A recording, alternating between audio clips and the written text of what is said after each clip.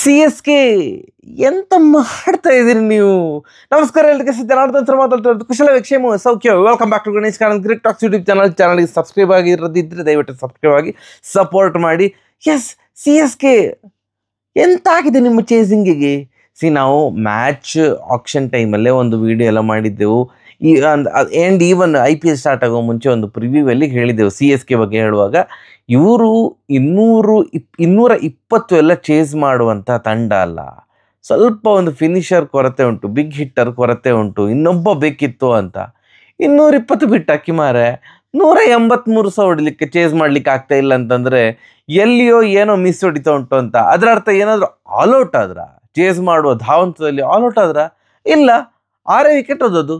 ಆದ್ರೆ ಸಹ ಚೇಸ್ ಮಾಡ್ಲಿಕ್ಕೆ ಆಗ್ತಾ ಇಲ್ಲ ಅಂತಂದ್ರೆ ಏನೋ ಗಡ್ಬಡ್ ಆಗಿದೆ. ನೀವು ಫಸ್ಟ್ ಬ್ಯಾಟಿಂಗ್ ಮಾಡಿದಂಥ ರಾಜಸ್ಥಾನ, ಬೈದವೇ ರಾಜಸ್ಥಾನ ಅಂತೂ ಇಂತೂ ಜಯ ಸಾಧಿಸಿತು ಸಿ ಎಸ್ ಕೆ ವಿರುದ್ಧ. ಆ್ಯಂಡ್ ಅವರ ಮೊದಲ ಜಯ. ಫಸ್ಟ್ 2 ಮ್ಯಾಚ್ಗಳನ್ನು ಸೋತು ನೀರ್ಗಾಯಿ ಮಾಡಿಕೊಂಡು ಬಂದಂತಹ ರಾಜಸ್ಥಾನ ಭಾರಿ ಪ್ರೆಷರಲ್ಲಿತ್ತು.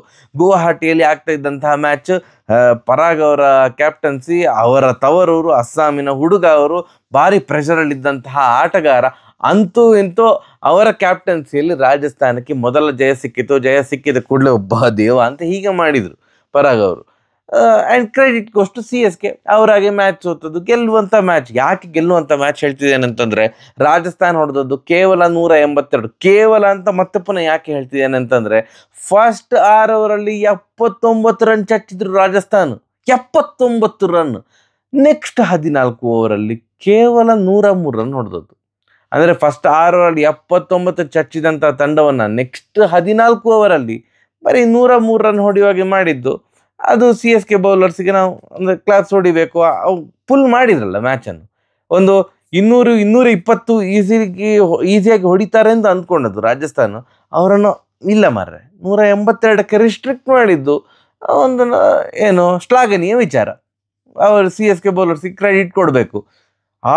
ಫಸ್ಟ್ 6 ಓವರಲ್ಲಿ 79 ರನ್ನಲ್ಲಿ I think 58 run power play ಮುಗಿಯುವಾಗಲೇ 58 ರನ್ ನಿತೀಶ್ ರಾಣಾ ಅವರು ಹೊಡೆದ್ರು. ಓ ಮೈ ಗಾಡ್, ಇವತ್ತು ಅಣ್ಣ ಬೇರೆನೇ ಝೋನ್ ಆಡಿದ್ರು. ಫಸ್ಟ್ 2 ಮ್ಯಾಚಲ್ಲಿ 8 ಹೊಡೆದಿದ್ರು. ಬಟ್ ಈ ಮ್ಯಾಚಲ್ಲಿ ಒಂದು ಪರ್ಫಾರ್ಮ್ ಮಾಡಬೇಕನ್ನುವಂಥ ಪ್ರೆಷರ್ ಖಂಡಿತ ಇತ್ತು. ಅದನ್ನು ಡೆಲಿವರ್ ಮಾಡಿದ್ರಲ್ಲ, ಅದು ಸಹ 36 ಬಾಲಿಗೆ 81 ರನ್. So good. 10 4 5 6 ಅಂದ್ಕೊಳ್ತೇನೆ. ಕ್ಲಾಸ್ ಬ್ಯಾಟಿಂಗ್ ಮಾರೆ. ಎಲ್ಲಿ ಸಹ ಅದು ಹೊಡಿಬೇಕಂತ ದಡ ಅಂತ ಹೊಡಿತಿದ್ದಾರೆ ಅಂತ ಅನ್ನಿಸ್ತಾ ಇಲ್ಲ. ಪ್ರಾಪರ್ ಕ್ರಿಕೆಟಿಂಗ್ ಶಾಟ್ ಆಡ್ತಾ ಇದ್ರು, ಒಳ್ಳೆ ಟೈಮಿಂಗಲ್ಲಿ ಆಡ್ತಾ ಇದ್ರು, ಸಿಕ್ಕಾಪಟ್ಟೆ ಚೆನ್ನಾಗೇ ಆಡಿದ್ರು. ಆ್ಯಂಡ್ ಜೈಸ್ವಾಲ್ ಅವ್ರು ಯಾಕೆ all of a sudden out of form ಹೋಗಿದ್ದಾರೆ ಅಂತ ಗೊತ್ತಿಲ್ಲ. ಕೆಲವೊಂದು ಮೀಮ್ ನೋಡಿ ನನಗೆ ಬೇಜಾರಾಯಿತು. ಯಶಸ್ವಿ ಜೈಸ್ವಾಲ್ ಮತ್ತು ರಿಂಕು ಸಿಂಗ್ ಅವರು ಬಡವರಾಗಿದ್ದಾಗಲೇ ಸೂಪರಾಗಿ ಆಡ್ತಾ ಇದ್ರು. ಶ್ರೀಮಂತರಾದ ಕೂಡಲೇ ಏನು ಆಡ್ತಾ ಇಲ್ಲ ಅಂತ. ಅಷ್ಟು ಕೀಳು ಮಟ್ಟದ ಮೀಮ್ ಬೇಡ ಅಂತ ಅಂದುಕೊಳ್ತೇನೆ. ಫಾರ್ಮಿಗೆ ಬರಲಿ ಅಂತ ಆಶಿಸೋಣ. ಬಟ್ ಬಡತನ, ಶ್ರೀಮಂತಿಕೆ ಅದರ ಬಗ್ಗೆ ಎಲ್ಲ ಮೀಮು ಬೇಡ ಅಂತ ಅಂದ್ಕೊಳ್ತೇನೆ. ಎಸ್ಪೆಷಲಿ ಕ್ರಿಕೆಟ್ ಅಂತ ಬಂದಾಗ ಯಾರು ಕೂಡ ಈಗ ಜೈಸ್ವಾಲ್ ಆಗಿದ್ರೆ ನಾ ಶ್ರೀಮಂತ ಆದ, ಇನ್ನೂ ನಾನು ಆಡೋದಿಲ್ಲ ಅಂತ ಹಾಗೆ ಆ ಥರದ್ದು ಮೀಮ್ ಬೇಡ. ಅದಕ್ಕೆ ಡಾರ್ಕ್ ಕಾಮಿಡಿ ಅಂತೆಲ್ಲ ಹೆಸರಿಡೋದು ಸಹ ಬೇಡ. ಅದು ಡಾರ್ಕ್ ಕಾಮಿಡಿ ಅಲ್ಲ ನನ್ನ ಪ್ರಕಾರ, ಅದು ಚೀಪ್ ಕಾಮಿಡಿ ಅಷ್ಟೇ. ಅದು ಕಾಮಿಡಿಯೇ ಅಲ್ಲ. 4 ರನ್ನಿಗೆ ಔಟ್ ಆದ್ರು ಅವರು. ಆ್ಯಂಡ್ ಇಂಪ್ಯಾಕ್ಟ್ ಪ್ಲೇಯರ್ ಆಗಿ ಬರ್ತಾ ಇರುವಂಥ ಸ್ಯಾಮ್ಸನ್, ಯಾಕಂತಂದರೆ ಅವರು ವಿಕೆಟ್ ಕೀಪಿಂಗ್ ಮಾಡ್ತಾ ಇಲ್ಲ, ಅವ್ರದ್ದು ಸ್ವಲ್ಪ ಇಂಜುರಿ ಉಂಟು. ಸೊ ಫಸ್ಟ್ ಬ್ಯಾಟಿಂಗ್ ಮಾಡಿದಾಗ ತಂಡದಲ್ಲಿ ಇದ್ದರು ಸ್ಯಾಮ್ಸನ್ ಅವರು. ಮತ್ತು ಚೇಸಿಂಗ್ ಟೈಮಲ್ಲಿ ಅವರ ಬದಲಿಗೆ ಬೇರೆ ಪ್ಲೇಯರ್ ಇಂಪ್ಯಾಕ್ಟ್ ಪ್ಲೇಯರ್ ಆಗಿ ಬಂದರು. ಎಸ್, ಅವರು 16 ಬಾಲಿಗೆ 20 ರನ್ ಹೊಡೆದ್ರು. ಬಟ್ ಸಪೋರ್ಟಿವ್ ಸಿಸ್ಟಮ್ ಆಗಿ ನಿಂತ್ಕೊಂಡದ್ದು ರಾಣಾ ಅವರಿಗೆ ಪರಾಗ್ ಅವರು. ಕ್ಯಾಪ್ಟನ್ ಪರಾಗ್ 28 ಬಾಲಿಗೆ 37 ರನ್ ಹೊಡೆದ್ರು. ಅದೊಂಥರ ಆ್ಯಂಕರ್ ರೋಲ್ ಅಂತ ಅಂದ್ಕೊಳ್ಬೋದು. ಬಟ್ ರಾಣಾ ಅವರು ಮಾತ್ರ ಯಾವುದೋ ನೆಕ್ಸ್ಟ್ ಲೆವೆಲಲ್ಲಿ ಹೊಡಿತಿದ್ರು. 36 ಬಾಲಿಗೆ 81 ರನ್. ಅಶ್ವಿನ್ ಅವರ ಫಸ್ಟ್ ಓವರಲ್ಲಿ 19 ರನ್ ಚಚ್ಚಿದ್ರು. ಮತ್ತು ಮಿಡ್ಲಿ 2 ಓವರ್ ಒಂದು ಸ್ವಲ್ಪ ಕಂಟ್ರೋಲ್ ಮಾಡಿದರು ಅಶ್ವಿನ್ ಅವರು. ಮತ್ತೆ ಪುನಃ 4ನೇ ಓವರ್ ಚಚ್ಚಿಸಿಕೊಂಡ್ರು. ಯಾವಾಗ ರಾಣಾ ಅವರು ಹೊಟ್ಟದ್ರಲ್ಲ, ಆಗ ಸ್ವಲ್ಪ ನಿಧಾನಕ್ಕೆ ಪವರ್ ಪ್ಲೇ ನಂತರ ಸ್ವಲ್ಪ ಕಡಿಮೆ ಆಗ್ತಾ ಹೋಯ್ತು. ಆ ಒಂದು ರನ್ನಿನ ಆ ಗತಿ ಇತ್ತಲ್ಲ, ಚೂರು ಕಡಿಮೆ ಆಗ್ತಾ ಹೋಯ್ತು. ಬಟ್ ಪರಾಗೆ ಒಂದು ರಾಣಾಗೆ ಸಪೋರ್ಟ್ ಕೊಟ್ಟದ್ದು ಬಿಟ್ಟರೆ ಮಿಕ್ಕಿದಂಥವ್ರು ಬೇರೆ ಏನು ಅಂಥದ್ದೇನು ವಾವ್ ಇನ್ನಿಂಗ್ಸ್ ಏನು ಆಡಲಿಲ್ಲ. ಧ್ರುವ್ ಜುರೇಲ್ ಅವರು 7 ಬಾಲಿಗೆ 3, ಹೀಗೆ ಯಾರು ಕೂಡ ದೊಡ್ಡ ಇನ್ನಿಂಗ್ಸ್ ಆಗಲಿಲ್ಲ. ಹೆಟ್ಮೇರ್ ಅವರೊಂದು 18 ರನ್ ಹೊಡೆದ್ರು ಬಿಟ್ಟರೆ ಅಂತ ಒಂದು ಹೇಳಿಕೊಳ್ಳುವಂತಹ ಕಾಂಟ್ರಿಬ್ಯೂಷನ್ ಯಾರಿಂದ ಕೂಡ ಬರಲಿಲ್ಲ. ಪರಾಗ್ ಚಂದ ಮಾಡಿ ಆಡಿದ್ದಾರೆ, ಇಲ್ಲ ಅಂತಲ್ಲ. 2-4 2-6 ಸೂಪರ್ ಆಗಿ ಆಡಿದ್ದಾರೆ. ಚೆನ್ನೈ ಫೀಲ್ಡಿಂಗ್ RCB ಮ್ಯಾಚಿಗೆ ಕಂಪೇರ್ ಮಾಡಿದ್ರೆ ತುಂಬ ಚೆನ್ನಾಗಿತ್ತು. ಕ್ಯಾಚಿಂಗ್ ಎಲ್ಲ ಒಳ್ಳೆ ಇತ್ತು.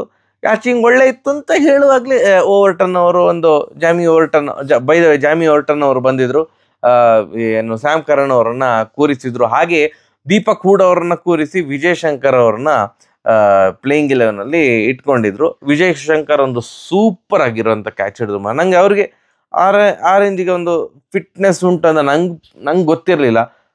ಸಿಕ್ಕಾಪಟ್ಟೆ ಚೆನ್ನಾಗಿತ್ತು. ನೀವು ಹೈಲೈಟ್ಸಲ್ಲಿ ಬೇಕಾದ್ರೆ ನೋಡಿ, ಸಿಕ್ಕಾಪಟ್ಟೆ ಚೆನ್ನಾಗಿ ಆ ಒಂದು ಕ್ಯಾಚ್ ಹಿಡಿದಿದ್ರು. ಭಾರಿ ಚೆಂದ ಹಿಡ್ತಿದ್ರು. ಎಸ್, ಕೊನೆಗೆ 182ಕ್ಕೆ 9 ವಿಕೆಟ್ ಹೋಯಿತು ರಾಜಸ್ಥಾನಿದು 20 ಓವರಲ್ಲಿ. ನಾವೆಲ್ಲ ಭಾರಿ ಹೇಳ್ತೇವಲ್ಲ, ಈ ಸ್ಪಿನ್ ಜಾಲವನ್ನು ಎದುರಿಸಬೇಕು, CSKಯ ಸ್ಪಿನ್ ತ್ರಿವಳಿಗಳು ಹಾಗೆ ಹೀಗೆ ಅಂತ. ಈ ತ್ರಿವಳಿಯಲ್ಲಿ ಒಬ್ಬ ಮಾತ್ರ ಭಾರಿ ಚೆಂದ ಮಾಡಿ ಬಾಲ್ ಆಗ್ತಿದ್ದಾನೆ. ನೂರ್ ಅಹ್ಮದ್ ಸೂಪರ್ ಡೂಪರ್, 3 ಮ್ಯಾಚಲ್ಲಿ ಸಹ ಭಾರಿ ಚಂದದ ಬೌಲಿಂಗ್. ಮಿಕ್ಕಿದಂತ ಇಬ್ರು ಲೆಜೆಂಡರಿ ಪ್ಲೇಯರ್ಸು, ಎಸ್ಪೆಷಲಿ ಅಶ್ವಿನ್ ಈ IPL ಅಲ್ಲಿ ಎಂತ ಕ್ಲಿಕ್ ಆಗಲಿಲ್ಲ. 3 ಮ್ಯಾಚಲ್ಲಿ ಸಹ ಸರಿಯಾಗಿ ಹೊಡಿಸ್ಕೊಳ್ತಾ ಇದ್ದಾರೆ. ನಾವು ತುಂಬ ಎಕ್ಸ್ಪೆಕ್ಟ್ ಮಾಡಿದ್ದೆ ಅವರಿಂದ ಭಾರಿ ಸೂಪರ್ ಆಗಿ ಬಾಲ್ ಆಗ್ತಾರೆ, ಹಾಗೆ ಹೀಗೆ CSKಗೆ ವರದಾನವಾಗಿ ಪರಿಣಮಿಸ್ತಾರೆ ಅಂತ. ಅಂಥದ್ದೇನಿಲ್ಲ. 4 ಓವರಲ್ಲಿ ಇವತ್ತು 46 ರನ್ ಚರ್ಚಿಸಿಕೊಂಡ್ರು. ಆ್ಯಂಡ್ ಸತತ 5 ಮ್ಯಾಚ್ ನಂತರ ಅಂತೂ ವಿಕೆಟ್ ತೆಗೆದಂತಹ 5 ಮ್ಯಾಚ್ ವಿಕೆಟ್ಲೆಸ್ ಆಗಿದ್ದಂತಹ ರವೀಂದ್ರ ಜಡೇಜಾ ಈ ಮ್ಯಾಚಲ್ಲಿ ವಿಕೆಟ್ ತೆಗೆದ್ರು. ಬಟ್ 2 ಓವರ್ ಹಾಕ್ಸಿದ್ರು. 2 ಓವರ್ಗೆ 10 ರನ್ಗೆ 1 ವಿಕೆಟ್. ಅವರ ಓವರನ್ನು ಕಂಪ್ಲೀಟ್ ಮಾಡಲಿಕ್ಕೆ ಬಿಡಲಿಲ್ಲ. ಅವರಿಗೆ ಕನ್ಸಿಸ್ಟೆಂಟಾಗಿ ಆಡ್ತಾ ಇರೋದು ಯಾರು? ಪತಿರಾನ ಮತ್ತು ನೂರ್ ಅಹ್ಮದ್, ಇಬ್ಬರು ಫಾರಿನರ್ಸ್. ಇಬ್ಬರು ಕೂಡ ಚೆಂದ ಮಾಡಿ ಬಾಲ್ ಹಾಕ್ತಿದ್ದಾರೆ. ಸೊ ಅವರಿಬ್ಬರು ಆ ಒಂದು ಮಿಡ್ಲ್ ಓವರಲ್ಲೆಲ್ಲ ಕಂಟ್ರೋಲ್ ಮಾಡಿದ್ದಕ್ಕೆ 182 ಮಾತ್ರ ಹೊಡಿಲಿಕ್ಕೆ ಮಾತ್ರ ಅಂತ ಹೇಳ್ತೇನೆ ನಾನು. ಯಾಕಂದರೆ 6 ಓವರ್ಗೆ 79 ಇದ್ದದ್ದು ತಂಡ 200ರ ಮೇಲೆ ಹೊಡಿಲೇಬೇಕಿತ್ತು. 182 ಮಾತ್ರ ಹೊಡಿಲಿಕ್ಕೆ ಸಾಧ್ಯ ಆಯಿತು. ಆ್ಯಂಡ್ ಬೈ ದ ವೇ, ಪಾತಿರಾನ್ ಅವರು ಪರಾಗ್ ಅವ್ರನ್ನ ಬೋಲ್ಡ್ ಮಾಡಿದ ಬಾಲ್ ಸೂಪರ್. ಹಿಂದಿನ ಬಾಲ್ ಎಲ್ಬೇಗೆ ಡಮ್ ಅಂತ ಹೊಡಿಸ್ಕೊಂಡಿದ್ರು, ನೆಕ್ಸ್ಟ್ ಬಾಲು ಡಮಾರ್ ಬೋಲ್ಡ್. ಇವ್ರದ್ದು ಚೇಸಿಂಗ್ ಸ್ಟಾರ್ಟ್ ಆಯಿತು. ನಾವು ಯಾರನ್ನೆಲ್ಲ ಟ್ರಾಲ್ ಮಾಡ್ತಿದ್ದೆವು, ಆರ್ಚರ್ ಅವರು, ಅಣ್ಣ ಬೌಲಿಂಗ್ ಎಲ್ಲಿ ಅಣ್ಣ ಅಂತ. ಈ IPL ಇದು ಫಸ್ಟ್ ಮೇಡನ್. ಫಸ್ಟ್ ಓವರಲ್ಲೇ ರಚಿನ್ ರವೀಂದ್ರ ಅವರು ಡಕ್ ಔಟು ಸೂಪರ್ ಆಗಿ, ಅಂದರೆ ಒದ್ದಾಡಿದ್ರು. 4 ಬಾಲ್ ಆಡಿದ್ರು ರಚಿನ್ ರವೀಂದ್ರ ಅವರು, ಅದರಲ್ಲಿ 3 ಬಾಲ್ ಒದ್ದಾಡಿದ್ರು. Duck out. ಆ ಓವರ್ ಮೇಡನ್ ಓವರ್ ಆಯಿತು. ತ್ರಿಪಾಠಿ ಮತ್ತು ಗಾಯಕ್ವಾಡ್ ಅವರು ಚೆಂದ ಮಾಡಿ ಆಡ್ತಿದ್ರು. ತ್ರಿಪಾಠಿ ಅವರು ಅಂದರೆ ರೆಗ್ಯುಲರ್ ಇಂಟರ್ವಲಲ್ಲಿ ವಿಕೆಟ್ ಹೋಗ್ತಾ ಇತ್ತು. ಫಸ್ಟ್ ವಿಕೆಟ್ ತೆಗೆದದ್ದು ಆರ್ಚರ್, ಅದಾದಮೇಲೆ ನೆಕ್ಸ್ಟ್ 4 ವಿಕೆಟ್ ತೆಗೆದದ್ದು ಹಸರಂಗ ಅವರ ಹೀಗೆ ಮಾಡ್ಕೊಂಡು ಪುಷ್ಪ ಸೆಲೆಬ್ರೇಷನ್ ಕೂಡ ಇತ್ತು. ಇದು ಪ್ಲಸ್ ಇದು 2 ಸೇರಿ ಒಂದು ಸೆಲೆಬ್ರೇಷನ್ ಅವರಿದು. ನೆಕ್ಸ್ಟ್ 4 ವಿಕೆಟ್ ತೆಗೆದದ್ದು ಹಸರಂಗ ಅವರು. ಅವರ ಪ್ರತಿ ಓವರಲ್ಲೂ ವಿಕೆಟ್ ತೆಗಿತಿದ್ರು. ಆ್ಯಂಡ್ ಇದು ನನಗೆ ವಿಶೇಷ ಅಂತ ಅನಿಸಿದ್ದು, ಅವರ ಫಸ್ಟ್ ಓವರ್ ಇದು, ಫಸ್ಟ್ ಬಾಲಲ್ಲಿ ವಿಕೆಟ್ ತೆಗೆದ್ರು ತ್ರಿಪಾಠಿ ಅವ್ರದ್ದು. ಮತ್ತೆ ನೆಕ್ಸ್ಟ್ 3 ಓವರ್ಗಳಲ್ಲಿ ಹಿಂದಿನ ಬಾಲ್ 6, ನೆಕ್ಸ್ಟ್ ಬಾಲ್ ವಿಕೆಟ್, ಹಿಂದಿನ ಬಾಲ್ 6, ನೆಕ್ಸ್ಟ್ ಬಾಲ್ ವಿಕೆಟ್, ಹಿಂದಿನ ball 6, next ball wicket. Dube ಅವ್ರದ್ದು ಹಾಗೆ ಆಯಿತು, 6 ಹೊಡೆದ್ರು, ನೆಕ್ಸ್ಟ್ ಬಾಲ್ ವಿಕೆಟ್ ತೆಗೆದ್ರು. ವಿಜಯ್ ಶಂಕರ್ ಅವರದ್ದು ಕೂಡ ಹಾಗೆ ಆಯಿತು. ಮತ್ತು ಐ ಥಿಂಕ್ ಗಾಯಕ್ವಾಡ್ ಅವರದ್ದು ಕೂಡ ಹಾಗೆ ಆಯಿತು. 6 ಹೊಡೆದ್ರು, ನೆಕ್ಸ್ಟ್ ಬಾಲ್ ಔಟ್ ಆದರು. ಬಟ್ ನನಗೆ ಅನಿಸೋದು ಚೇಸಿಂಗ್ ಅಂತ ಬಂದಾಗ CSK ಸ್ವಲ್ಪ ಓಲ್ಡ್ ಸ್ಕೂಲ್ ಆ ಥರದ ಆಟವನ್ನು ಆಡ್ತಿದ್ದಾರೆ ಅಂತ ಅಂದ್ಕೊಳ್ತೇನೆ. ಗಾಯಕ್ವಾಡ್ ಅವರು 44 ಬಾಲಿಗೆ 63 ರನ್ ಹೊಡೆದ್ರು. ಇನ್ನೊಂಚೂರು ಫಾಸ್ಟಾಗಿ ಆಡ್ಬೋದಿತ್ತು. ದೂಬೆ ಅವರು 10 ಬಾಲಿಗೆ 18. Yes, impactful innings. But CSK chasing ಟೈಮಲ್ಲಿ ದೂಬೆ ಅವರಿಂದ ಸ್ವಲ್ಪ ದೊಡ್ಡ ಇನ್ನಿಂಗ್ಸ್ ಎಕ್ಸ್ಪೆಕ್ಟ್ ಮಾಡ್ತಾ ಉಂಟು. 10 ಬಾಲಿಗೆ 18 ಸಾಕಾಗೋದಿಲ್ಲಣ್ಣ. ಏನು ಲಾಸ್ಟಿಗೆ 2 ಓವರ್ಗೆಲ್ಲ ಬಂದರೆ ಓಕೆ, 10 ಬಾಲ್ 18 ಸಾಕಾಗ್ತದೆ. ಬಟ್ ಮಿಡ್ಲ್ ಓವರಲ್ಲಿ ಸ್ಪಿನ್ ಬ್ಯಾಶ್ ಮಾಡ್ತಾ ಒಂದು ದೊಡ್ಡ ಇನ್ನಿಂಗ್ಸು ದೂಬೆ ಅವರಿಂದ ಎಕ್ಸ್ಪೆಕ್ಟ್ ಮಾಡ್ತಾ ಇದ್ದಾರೆ. ದೂಬೆ ಅವರು ಔಟ್ ಆದ ಬಾಲ್ ಏನಿದೆ, ಬಾಲ್ ಏನು ಅಂಥದ್ದೇನು ವಿಶೇಷ ಇರಲಿಲ್ಲ. ಬಟ್ ಆ ಕ್ಯಾಚ್, ಪರಾಗ್ ಅವ್ರು ಹಿಡಿದ ಕ್ಯಾಚ್ ಸೂಪರ್ ಡೂಪರ್ ಮಾರ. ಅದಕ್ಕೆ ಹೇಳೋದು ಫಿಟ್ ಇರ್ಬೇಕಂತ. ಅವ್ರು ಸಿಕ್ಕಾಪಟ್ಟೆ ಫಿಟ್ ಇದ್ದಾರೆ. ಈಗಿನ ಕೆಲವೊಂದು ಯಂಗ್ಸ್ಟರ್ಸ್ ಎಲ್ಲ ಅದ್ಭುತಪ್ಪ. ಆ ಕ್ಯಾಚ್ ಮಾತ್ರ seriously one of the best catches. ಹೇಗೆ ಟ್ರಾವೆಲ್ ಆಗ್ತಾ ಇತ್ತು ಮಾರ ಎಕ್ಸ್ಟ್ರಾ ಕವರ್ ರೀಜನಲ್ಲಿ, ಪಟಾರ್ ಅಂತ ಒಂದು ಆ ಲೋ ಕ್ಯಾಚ್ ಹಿಡಿದಿದೆಯಲ್ಲ ಪರಾಗ್, ಸೀರಿಯಸ್ಲಿ ಖುಷಿ ಆಯ್ತು. ಆ ಕ್ಯಾಚ್ ಹಿಡಿದ್ಮೇಲೆ ಸೆಲೆಬ್ರೇಷನ್ ಎಲ್ಲ ಗೊತ್ತಾಗ್ತಿತ್ತು ಎಂಥ ದೊಡ್ಡ ಕ್ಯಾಚು ಅಂತ. ಅವರಿಗೆ ಗೊತ್ತಾಗಿದ್ದು ಸಕ್ಕದಂತ ಸಿಕ್ಕಾಪಟ್ಟೆ ಸೆಲೆಬ್ರೇಷನ್ ಇತ್ತು. ಲಾಸ್ಟ್ ಮ್ಯಾಚಲ್ಲಿ RCB ಮ್ಯಾಚಲ್ಲಿ CSK ಸೋತಾಗ ಭಾರಿ ಟ್ರಾಲ್ ಮಾಡಿದ್ದವು ಎಲ್ಲರೂ ಕೂಡ. ಇದೆಂತ ಮಾರ, ಅಶ್ವಿನ್ ಆದಮೇಲೆ ಬರ್ತಿದ್ದಾರೆ, ಸ್ಯಾಮ್ ಕರಣ್ ಆಗಿ ಅಶ್ವಿನ್ ಆದಮೇಲೆ ಧೋನಿ ಅವರು ಬರ್ತಿದ್ದಾರೆ, ಮ್ಯಾಚೆಲ್ಲ ಸೋತ ಮೇಲೆ ಬರ್ತಿದ್ದಾರೆ ಅಂತ. ಇವತ್ತು 5 ವಿಕೆಟ್ ಹೋದ್ಮೇಲೆ ಧೋನಿ ಅವರು ಬಂದರು. ಕ್ಲಿಯರ್ ಕಟ್ಟಾಗಿ ಇಕ್ವೇಷನ್ ಇತ್ತು. ಆಗ ಧೋನಿ ಅವರು ಬಂದಾಗ ಸ್ವಲ್ಪ ಮನಸ್ಸು ಮಾಡಿದರೆ, ಆ ಕಡೆಯಿಂದ ಜಡೇಜಾ ಈ ಕಡೆಯಿಂದ ಧೋನಿ ಅವರು ಹೊಡಿಲಿಕ್ಕೆ ಸ್ಟಾರ್ಟ್ ಮಾಡಿದರೆ CSK ಶುಡ್ ಹ್ಯಾವ್ ಒನ್, ಈಸಿಯಾಗಿ ವಿನ್ ಆಗಬೇಕಿತ್ತು. ಆ್ಯಂಡ್ ಒನ್ ಪಾಯಿಂಟ್ ಆಫ್ ಟೈಮಲ್ಲಿ 3 ಓವರ್ಗೆ 45 ರನ್ ಬೇಕು. 3 ಓವರ್ಗೆ 45 ರನ್ನಲ್ಲಿ ಇದ್ದಾಗ ಒಂದು ಬೌಲರ್ನ ಇಲ್ಲ, ಈ ಒಂದು ಬೌಲರ್ನ ಟಾರ್ಗೆಟ್ ಮಾಡೋದು ಬೇಡ, ನೆಕ್ಸ್ಟ್ 2 ಓವರ್ ಟಾರ್ಗೆಟ್ ಮಾಡು ಅಂತಂದರೆ ಅದು ಕಷ್ಟ ಸಾಧ್ಯ. ಯಾಕಂದ್ರೆ ತುಂಬ ಇಲ್ಲಿ ಬಂದ ಮೇಲೆ ಹೊಡಿತಾ ಕೂತ್ಕೊಳ್ಳೋದಲ್ಲ, ಹಾಗೆ ಆದದ್ದು. 3 ಓವರ್ಗೆ 45 ರನ್ ಬೇಕಿತ್ತು. ಎಂತ ಮಾತಾಡಿಕೊಂಡ್ರೆ ಎಂತ ಅಂತ ಗೊತ್ತಿಲ್ಲ. ನೆಕ್ಸ್ಟ್ ಆ ಓವರಲ್ಲಿ ಬಂದದ್ದು, ತೀಕ್ಷ್ಣ ಅವರ ಓವರಲ್ಲಿ ಬಂದದ್ದು ಕೇವಲ 6 ರನ್, ಕೇವಲ 6, ನಿಜವಾಗ್ಲೂ ಕೂಡ ಕೇವಲ 6 ರನ್ ಬಂದದ್ದು. ಲಾಸ್ಟ್ 2 ಓವರ್ಗೆ 39 ರನ್ ತೆಗೆಯುವಂತಹ ಅಂಥ ಒಂದು ಪರಿಸ್ಥಿತಿ ಯಾಕೆ ಕ್ರಿಯೇಟ್ ಮಾಡಿಕೊಂಡ್ರು CSK? ನಂಗೆ ಅರ್ಥ ಇಲ್ಲ. ತೀಕ್ಷ್ಣ ಅವ್ರದ್ದು ಯಾವುದೋ ಒಂದು ಬಾಲ್ 4 ಅಥವಾ 6 ಬಂದಿದ್ರು ಸಾಕಾಗ್ತಾ ಇತ್ತು.